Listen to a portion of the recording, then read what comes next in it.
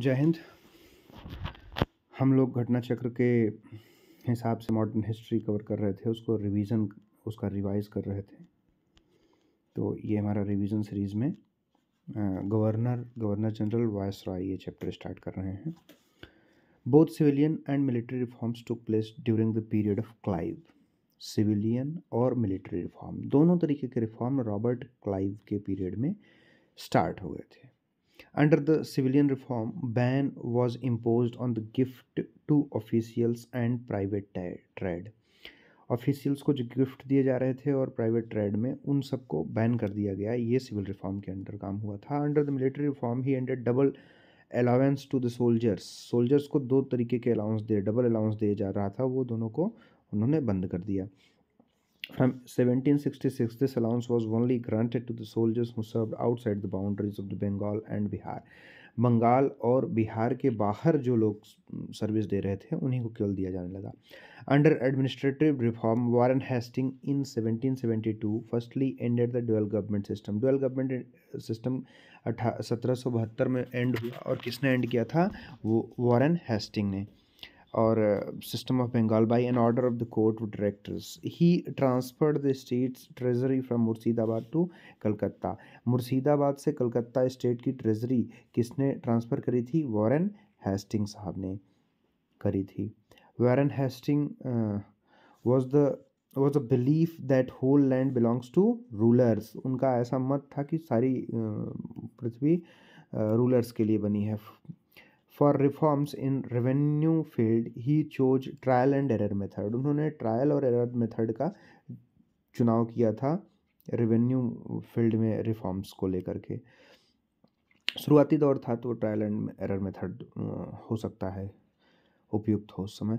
वारन Hastings in 1774 was made the governor general of Bengal. पहली बार जो गवर्नर जनरल का पद का नियुक्ति हुआ था, पहले क्या था कि गवर्नर था केवल। गवर्नर तीन तरीके के बनते थे, एक बंगाल का बनता था, दूसरा मद्रास का बनता था, और एक मुंबई का बनता था। अब क्या था कि इसको गवर्नर जनरल बना दिया गया, गवर्नर जनरल जी से जी बना दिया गया, और इस बंगाल के अंडर में इन दोनों को कर दिया गया। मतलब पहले तीनों अलग अलग एंटिटी थे, लगभग इक्वल उनका वो था, बस बंगाल स्ट्रांग था तो वहाँ के गवर्नर का अलग महत्व था। अब लेकिन एकदम से सुप्रीमेसी इसको इस्टेब्लिश कर दी गई और इसकी हायरार्की बढ़ा दी गई। बंगाल के गवर्नर को गवर्नर जनरल बना दिया गया और बाकियों को गवर्नर बनाया रखा। By regulating Act of 1776, an executive council of 5 members, 1 director and other members was established to look after the affairs of Bengal. The director of the executive council was called the governor general, जो कि बंगाल के governor को पद दिया गया, जो पहले Warren Hastings बने।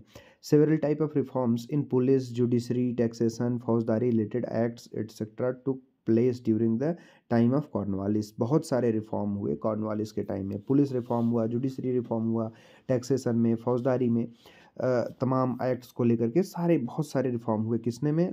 लॉर्ड कॉर्नवालिस के टाइम में। कॉर्नवालिस को ही पुलिस का जनक, एडमिनिस्ट्रेशन का, IAS का, IPS का, सबका फादर माना जाता है। Asiatic Society of Bengal was established on 15 January 1784। Asiatic Society of Bengal की स्थापना 15 जनवरी 1784 को की गई in the tenure of governor general Warren Hastings. Warren Hastings के टाइम में ही इसकी स्थापना कर दी गई थी। Warren Hastings and Wellesley were related to the ring fence theory. Ring fence theory से रिलेटेड थे वेलेस्ली और Warren Hastings. Impeachment proceedings were initiated on Hastings for the injustices and atrocities committed by him, but in the light of his service in 1795, proceedings took place between the years of 88 to 1795 were stopped। मतलब impeachment का process इनके खिलाफ चला था, लेकिन इनके बहुत सारे तमाम कार्यों को देखते हुए उसको बंद कर दिया गया था। The following were the policies of the Britishers towards Indian provinces। भारतीय जो राजाओं का, रजवाड़ों का क्षेत्र था, उसको लेकर के, प्रोविंसेस को लेकर के जो इनकी पॉलिसीज़ रही है 1740 से लेकर के 1765 के बीच में इन्होंने क्या किया? Struggle for inequality between the Britishers and Indian provinces. Indian provinces और ब्रिटिशर्स के बीच में एक स्ट्रगल का चला, और उसके बाद 1765 से लेकर के 1733 तक, सॉरी 1833 तक, 1765 से लेकर के मतलब इलाहाबाद की संधि से के बाद, ट्रीटी ऑफ इलाहाबाद के बाद 1813 तक पॉलिसी ऑफ रिंग फेंस चला। रिंग फेंस के फादर इनको दोनों को माना गया है, वेलेस्ली और वॉरेन हेस्टिंग को।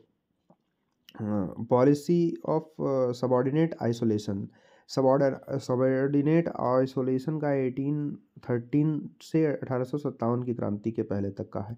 मतलब कि देखिए दो तरीके के टाइम पीरियड, मतलब जो एक तो 1740 से कहानी शुरू हो गई और ये 65 तक चली, फिर 65 से लेकर के चली है 1813 तक, और 1813 के बाद से 13 से लेकर के ये चली 1857 तक। अब देखिए 58 से स्टार्ट होगी पॉलिसी ऑफ सबऑर्डिनेट यूनियन के तरीके मार्फत इनको इस्तेमाल करते रहे 1858 से लेकर के 1935 तक, क्योंकि 1858 में हुआ ये कि कंपनी का नियम खत्म हुआ, कंपनी का रूल खत्म हो गया, अब क्राउन का स्टार्ट हो गया था। तो जो क्राउन था उसकी अलग लेगेसी और उसकी अलग सिस्टम था, तो उसके तहत इनको सबऑर्डिनेट यूनियन का दर्जा एक तरीके से प्राप्त हुआ।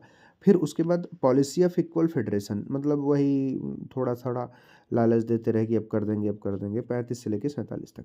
Britishers developed a new system for justice delivery through hierarchical institutions consisting of Deewani and फौजदारी कोर्ट। जो ब्रिटिशर्स थे उन्होंने जस्टिस डिलीवरी के लिए नया एक हायरार्की पदसोपानिक क्रम की स्थापना करी, जिसमें दीवानी और फौजदारी कोर्ट्स बने।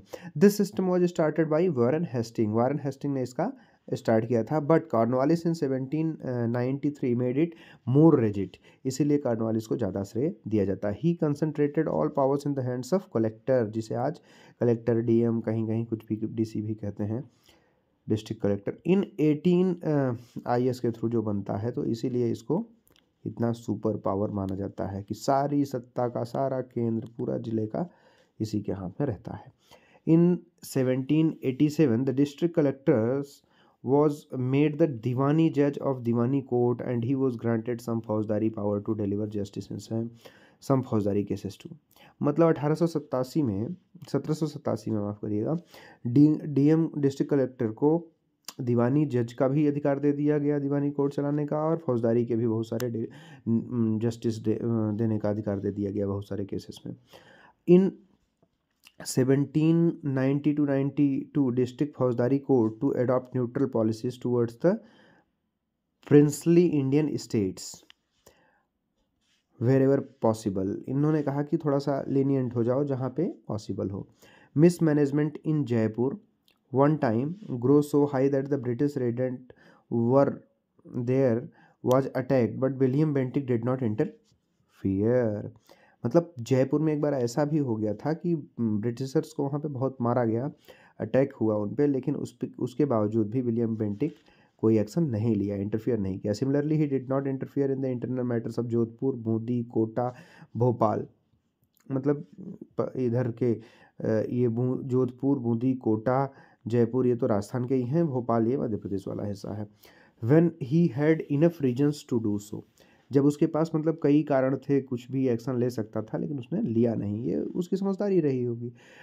Deviating from this policy he merged Mysore in 1831 and Mysore को इस पॉलिसी से अलग उसने मैसूर को अपने में मिला लिया 1831 में।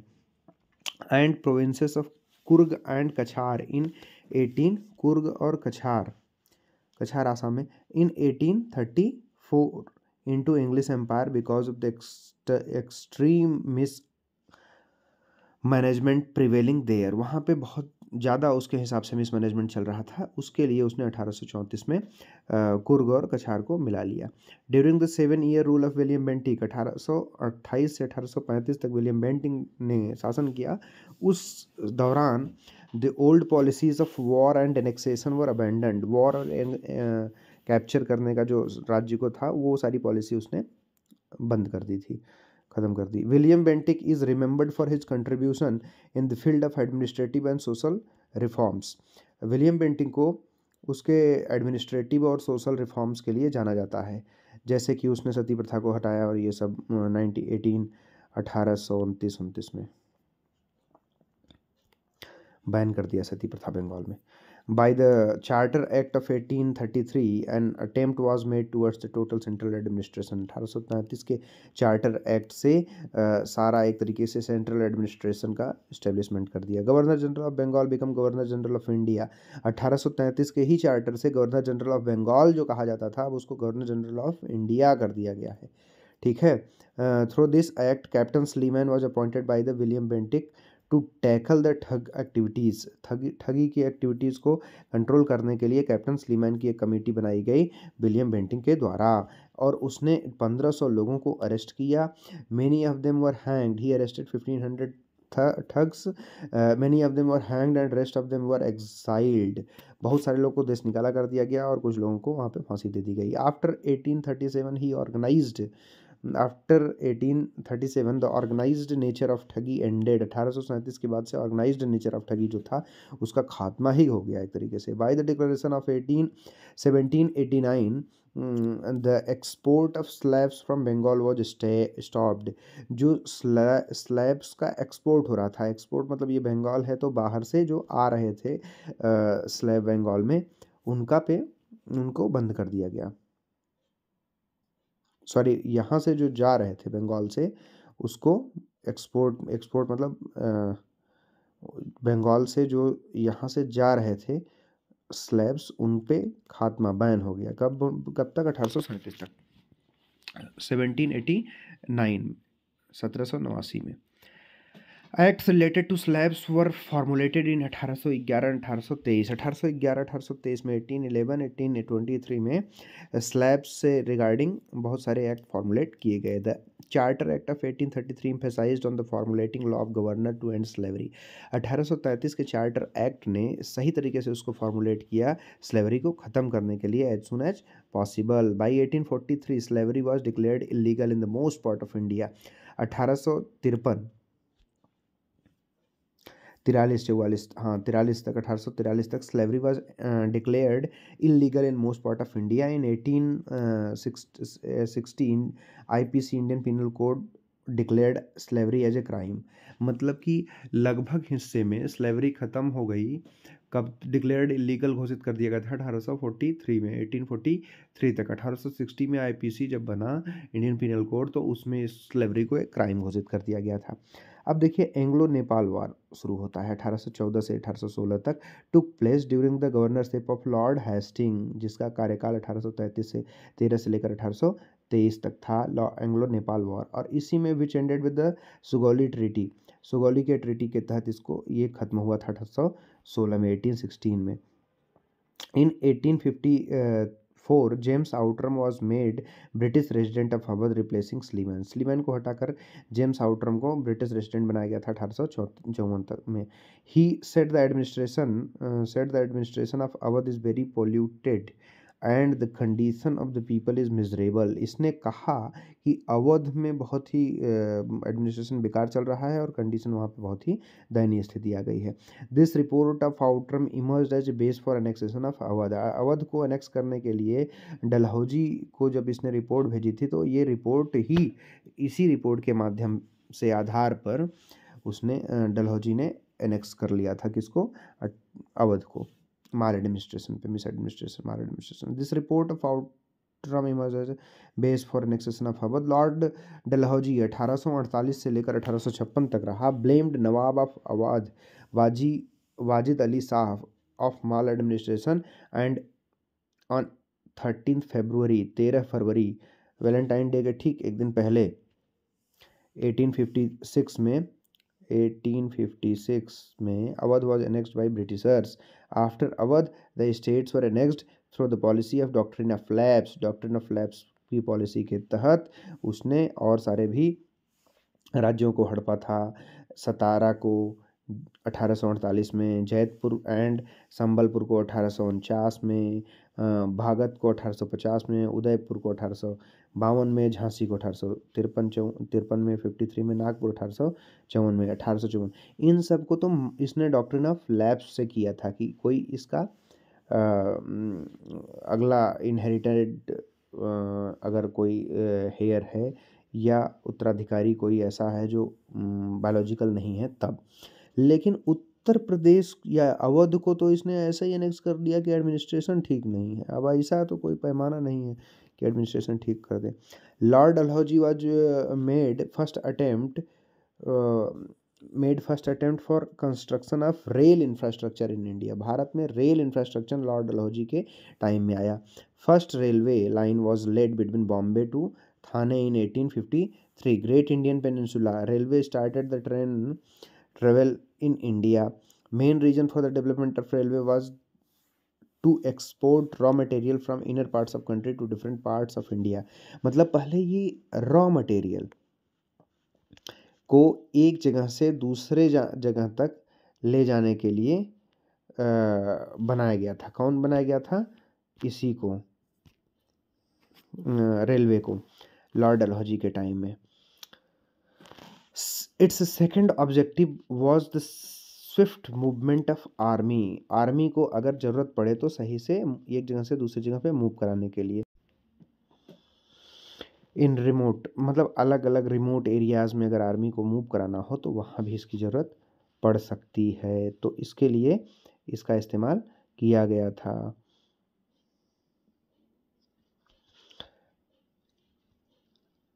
Any kind of revolt taking place in any part of country, अगर कहीं किसी भी पार्ट में कोई रिवॉल्ट होने के, विद्रोह होने की संभावना बनती है तो उसको कर्ब करने के लिए, सप्रेस करने के लिए इसकी मतलब इस्तेमाल हो जाएगा। Maximum expansion of railway took place during 1900 AD in the rule of Lord Curzon. Lord Curzon ने तो ऐतिहासिक रूप से इसका डेवलपमेंट करवाया। During Dalhousie's separate Dalhousie, a separate PWD, Public Works Department was established, and a significant amount was spent on public work through this body. PWD का उसने निर्माण करवाया, PWD विभाग अलग से बनवाया और उसमें बहुत सारा पैसा उसने खर्च करवाया, उसे डेवलपमेंट करवाया।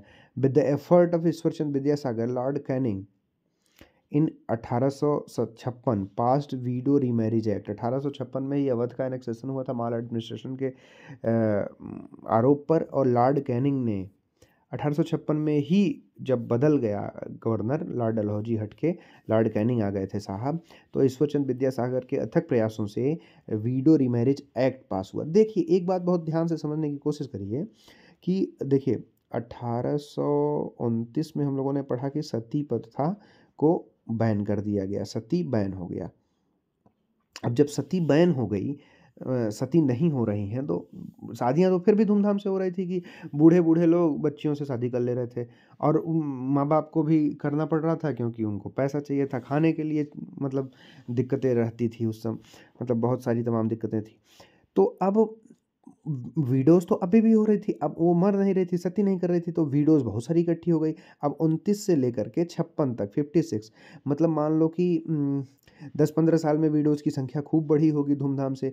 अब उसके बाद इस पे किसी का ध्यान गया होगा, तो 10-15 साल एफर्ट करने के बाद फिर इस पे 25 साल, लगभग 56 मतलब 26 साल और 127 साल बाद यहाँ पे गठन होता है नए एक्ट का, जो वीडो रीमैरिज एक्ट है।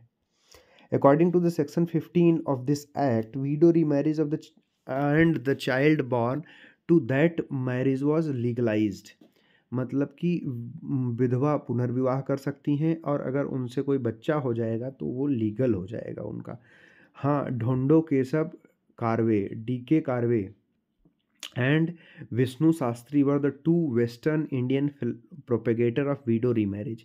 ये पश्चिम में, पूर्व मतलब वेस्टर्न इंडियन प्रोपेगेटर थे, पश्चिम भारत में इसको फैला रहे थे। ढोंडो केशव कार्वे, DK कार्वे और विष्णु शास्त्री। ढोंडो कार्वे इन 1899 एस्टेब्लिश्ड वीडो आश्रम इन पूना। पुणे में इन्होंने वीडो आश्रम की स्थापना की, DK कार्वे केशव ने।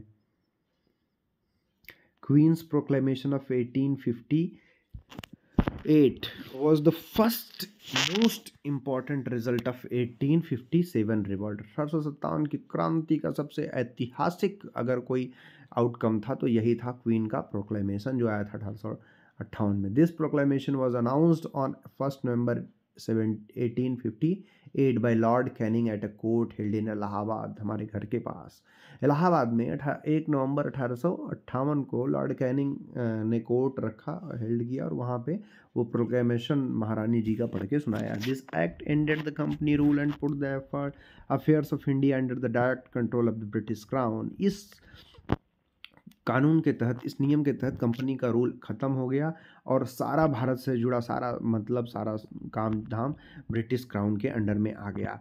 Lord Canning was made first viceroy of India. इसी के साथ इसका लॉर्ड इसका गवर्नर जनरल से अब ये हो गए थे लॉर्ड वायसरॉय। वायसरॉय का नाम बदल गया, वायसरॉय ऑफ इंडिया। देखिए पहले गवर्नर था, ठीक है, जो कि पहले गवर्नर कौन बने थे, भाई साहब बने थे लॉर्ड हेस्टिंग और नहीं, वारन हेस्टिंग बने थे। और वारन हेस्टिंग 1772। उसके बाद जब ये first governor general of Bengal थे, जी ऑफ बंगाल। अब उसके बाद जब नाम चेंज हुआ, G of India, governor general of India बना 1833 में, उसमें वेलेस्ली साहब बने थे।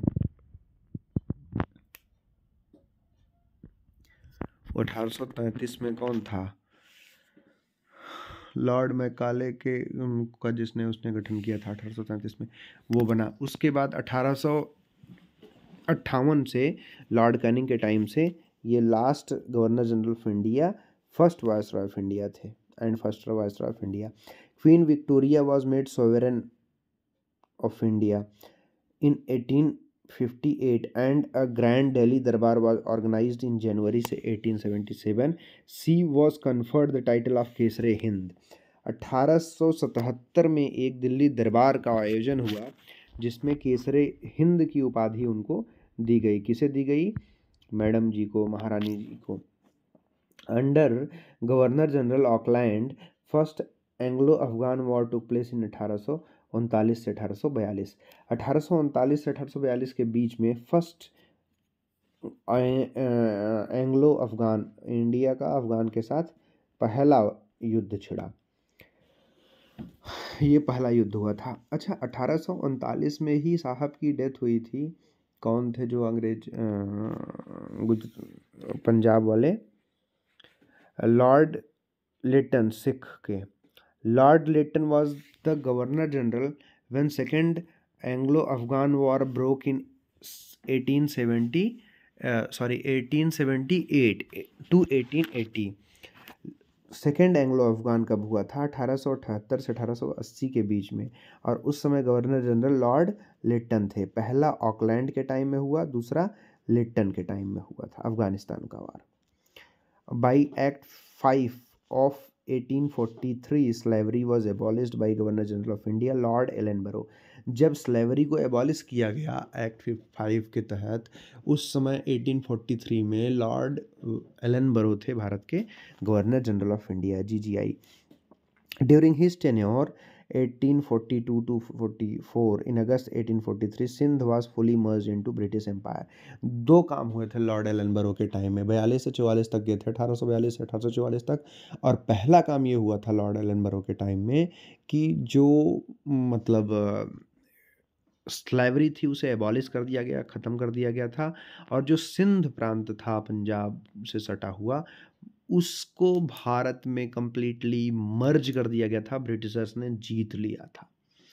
अब देखिए, policy of masterly inactivity in Anglo Afghan relations was started during Lord Ellenborough. Lord Ellenborough के टाइम में ही मास्टरली इनएक्टिविटी एंग्लो अफगान में स्टार्ट हुआ था, एलनबरो के टाइम में ही, during and continue till Lord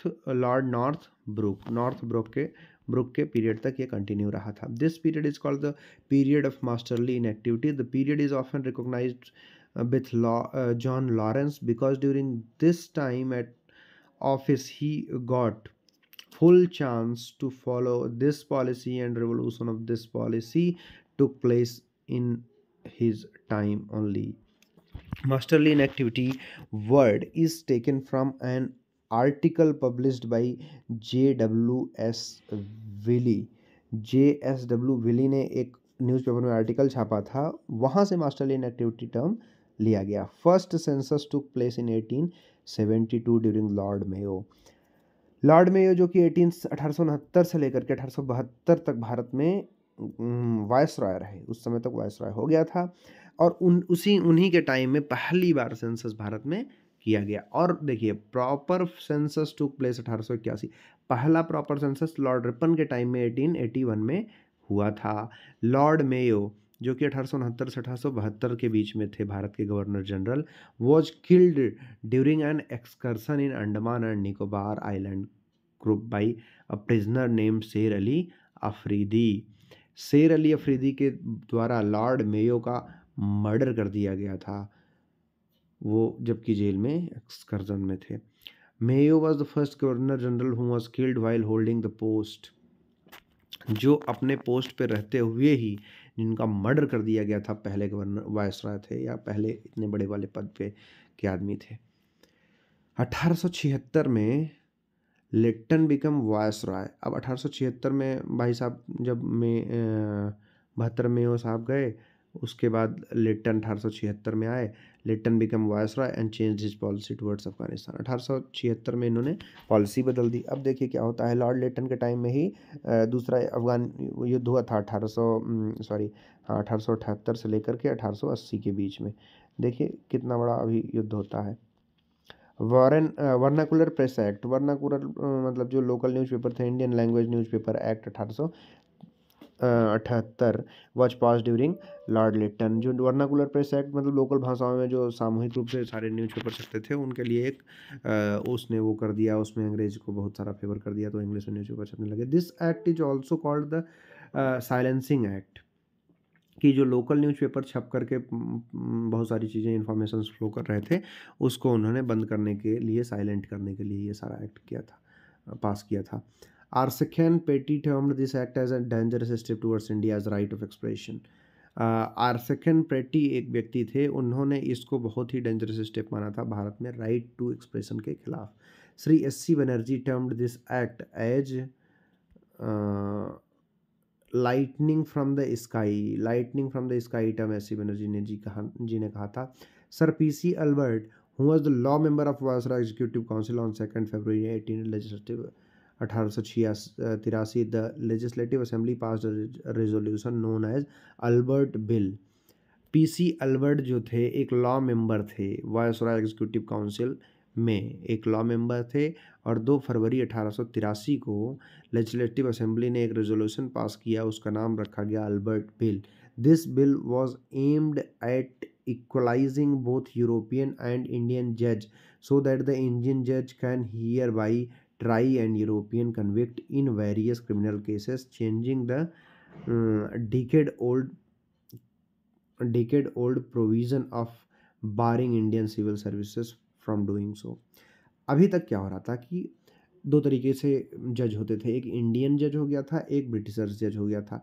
तो इंडियन जज केवल इंडियन को देखेगा, मतलब उसके सामने कन्विक्ट होंगे, लेकिन जो ब्रिटिश वाले जज थे उनके सामने कोई भी इंडियन तो सारे थे ही, इंडियन भी हो सकता है, और जो ब्रिटिश यहाँ पे काम वाम करते थे या रहते थे वो ब्रिटिशर्स को भी वही देखेंगे। मतलब किसी ब्रिटिशर्स को इंडियन नहीं देख सकता था, अब तक ये था। लेकिन अल्बर्ट बिल में ये था कि इंडियन जज और ब्रिटिशर्स जज में ये जो बीच की खाई मैंने ये लाइन ड्रॉ करी थी, ये उसने मिटा दिया कि ना कोई भी इसको देख सकता है।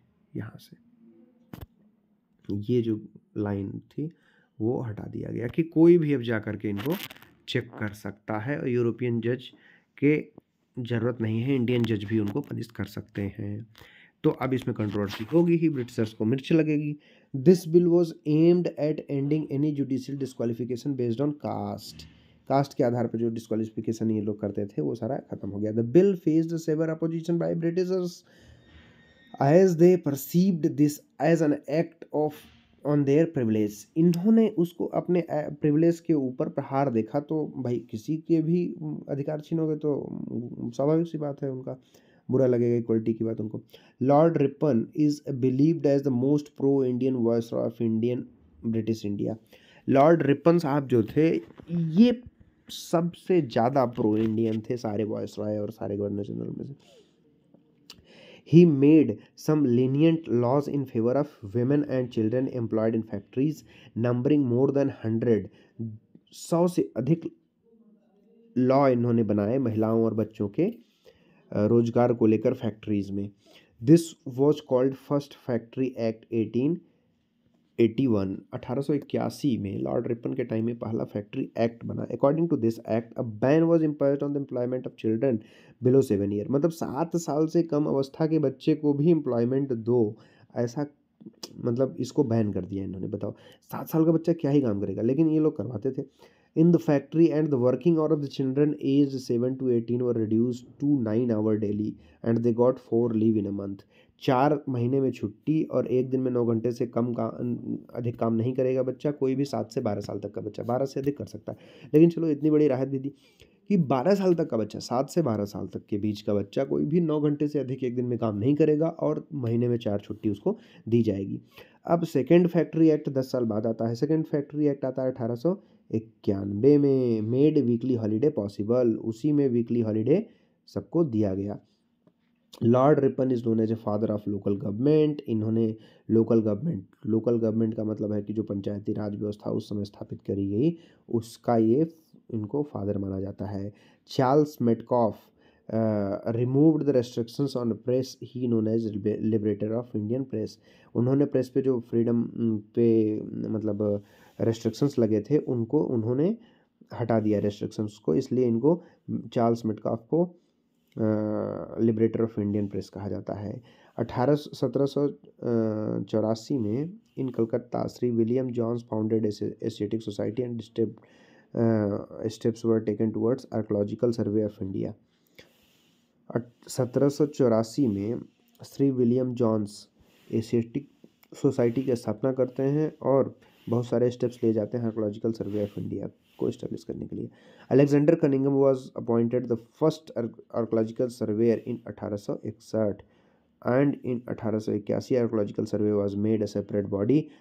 1871 में archaeological survey in 1871 archaeological survey was made a separate body. Cunningham was made it's first director general. Cunningham इसके डायरेक्टर जनरल बनाए जाते हैं। During the time period of Lord Curzon के टाइम में 1899 से लेकर 1905 तक जब लॉर्ड कर्जन का टाइम था, तो 1901 में archaeological survey of India became integrated. फिर 1901 में इसे archaeological survey of India became integrated and centralised और John Marshall was made director general of this body. John Marshall इसके गवर्नर जनरल, इसके डायरेक्टर जनरल बनाए जाते हैं। एंशिएंट मोनूमेंट प्रोटेक्शन एक्ट 1904 में पास होता है। Allowed 50,000 pound for the protection of maintenance of historical monuments in India. 50,000 pound की व्यवस्था की जाती है सालाना। एंशिएंट मोनूमेंट प्रोटेक्शन एक्ट 1904 के तहत भारत में जो ऐतिहासिक इमारतें हैं उनको मेंटेनेंस, उनके रखरखाव के लिए। Gopal Krishna Gokhale compared the rule of Curzon and with Mughal emperor Aurangzeb. Gopal Krishna Gokhale जो कि गुरु जी थे, किसके? महात्मा गांधी के गुरु थे, गांधी जी के। इन्होंने क्या किया? कंपेयर किया लॉर्ड कर्जन के इस 1899 से लेकर 1905 तक के कार्यकाल को मुगल गवर्नर औरंगजेब के साथ। In November 1905, Lord Minto replaced Curzon and John Morley was made Secretary of India. They both proposed Morley-Minto reform in 1909, which granted separate electorate to Muslims. Separate electorate मुस्लिम को प्रदान किया गया था मॉर्ले मिंटो रिफॉर्म के तहत। Morley Minto reform 1909 में आया था और 1909 में ही उस समय क्या था कि लॉर्ड मिंटो गवर्नर जनरल थे इंडिया के, वायसराय थे सॉरी, और मॉर्ले जो थे सेक्रेटरी ऑफ इंडिया थे, सेक्रेटरी ऑफ इंडिया और governor general of India viceroy थे मिंटो, लॉर्ड मिंटो। तो इसमें मुस्लिमों को अलग से सेपरेट इलेक्टोरेट दिया गया। यहीं से बात सारी फसाद की जड़ यहीं शुरू हुई। During the tenure of Lord Hastings, capital of India was shifted to Delhi from Calcutta. Lord Hastings के टाइम में 1911 में दिल्ली दरबार 1912 में लगा। 1911 में ही दिल्ली से कलकत्ता से दिल्ली राजधानी शिफ्ट हुई भारत की। ही invited queen Mary and George fifth in a grand durbar organised at Delhi which is known as third Delhi durbar, और ये कोरोनेशन पार्क में हुआ था दिल्ली के। जॉर्ज फिफ्थ और क्वीन मैरी को बुलाया गया था दिल्ली दरबार में, तीसरा दरबार था ये। In this durbar a partition of Bengal was abolished. इसमें क्या किया कि बंगाल में जो 1905 में बंगाल का पार्टीशन कर दिया था लॉर्ड कर्जन ने अक्टूबर में, जो कि इम्प्लीमेंट हुआ था अक्टूबर के मंथ में, उससे थर्ड मतलब दिल्ली दरबार में कैंसिल कर दिया गया, एबॉलिश कर दिया गया। ट्रांसफ़र ऑफ कैपिटल भी अनाउंस कर दिया गया कि अब कलकत्ता से दिल्ली कैपिटल हो जाएगी, क्योंकि कलकत्ता में क्या था, ज़्यादा उनको समस्या का सामना करना पड़ रहा था, क्योंकि सारी चीज़ें उनके मार्फत नहीं हो रही थी।